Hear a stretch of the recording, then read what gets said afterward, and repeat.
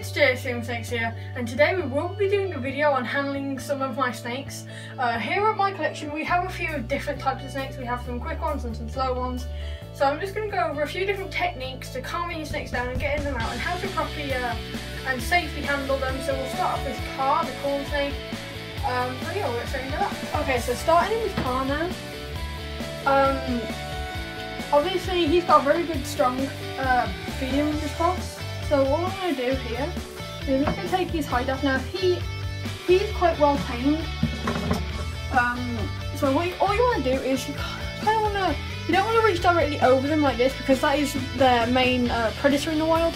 So what you're going to do, you kind of want to go into one of the sides like this, or obviously this one, but I tend to go for the one away from the way the head's pointing, and then just give him a little touch so we know she's not food, and then just pick up, and then you want to support the majority of the body weight like this, and then lift.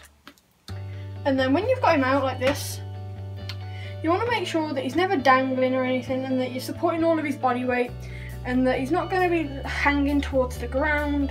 So you're making sure that you're just supporting all his body weight, like I've said, and that he's free to go wherever he's want. You're not restricting him or anything, and he'll genuinely just, when he susses out where he is, he'll just go off on a little path, and you just need to make sure that, like I said, you're supporting his body weight and you're not restricting him, and he's not dangling. Now corn snakes aren't too quick of a snake, and they're not too slow either, so that's why a lot of people choose them as a first snake. And like I said, they're not very quick, so they're not going to go darting off, but they're definitely not a snake that you can just sit down with and not have to worry about going anywhere. So you want to make sure that you keep an eye on him, because obviously they will go off, but when they reach their adult size you can kind of just let them wander, because you're not going to lose them.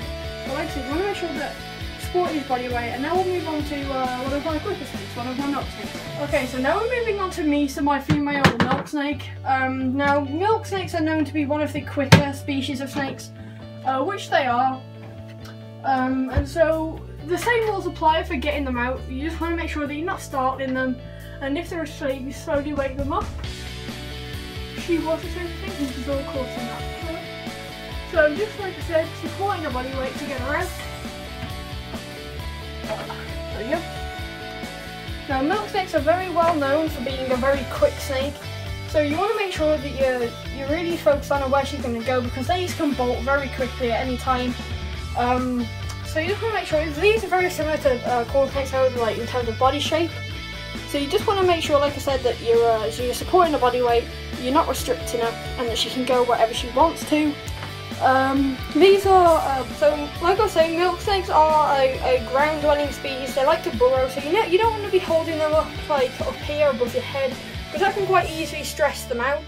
You want to make sure that you're handling them pretty low to the ground. I know I'm currently standing on this step ladder, but like I said, these aren't made for climbing. I mean, you won't scare them out too much, but I just recommend that you keep them quite low to the ground.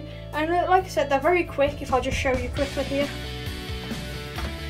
if I put her on my bed, you can see that she'll, you give her a few seconds, she'll probably bolt up.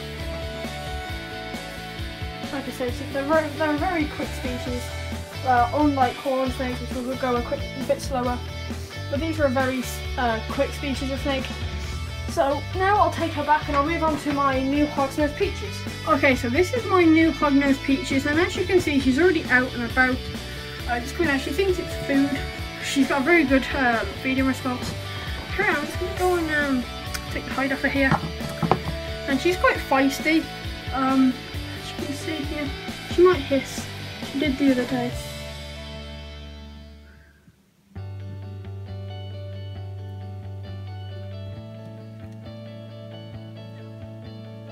No, she's not going to hiss. So same rule with the other ones, just make sure you're supporting the body weight. I've only got one hand here, so I'm going to try to do it as best I can.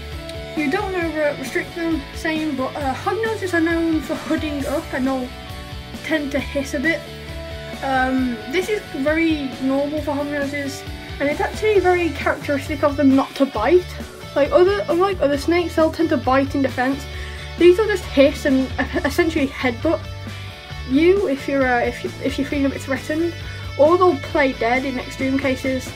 I think they play dead for a few like 10 minutes or something, She's never done it with me, but just from what I've seen online and things like this. But she's a very nice hog-nosed.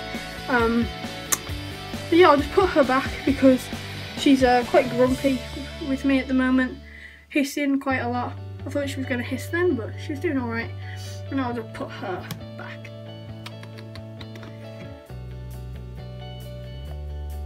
Okay, so now we're moving on to my royal pythons. Royal pythons, some of them tend to be a bit viv defensive, but none of mine are. Ai just is very head shy, so she tends to be a bit scared, which is why I'm going to show you how I deal with her. Hello. As long as she doesn't think I'm alright, I'm usually okay. She's definitely a very quick royal python. A lot of them tend to be quite slow, but this one, she's very quick for me. So I just need to get up bottom, there we go. But as you can see, this is Aya. She's put on a lot of weight recently, but she's a very quick snake. It's not very characteristic of royal pythons to be this quick. I mean, she's just so quick. It's so unlike royal pythons to be like this. But well, with head shy snakes, you want to make sure you're not doing any hand movements like this that's going to cause them to flick back or anything. So when I have Aya out, I always make sure that I'm very careful with her. And I'm not doing anything that'll scare her too much. Achoo!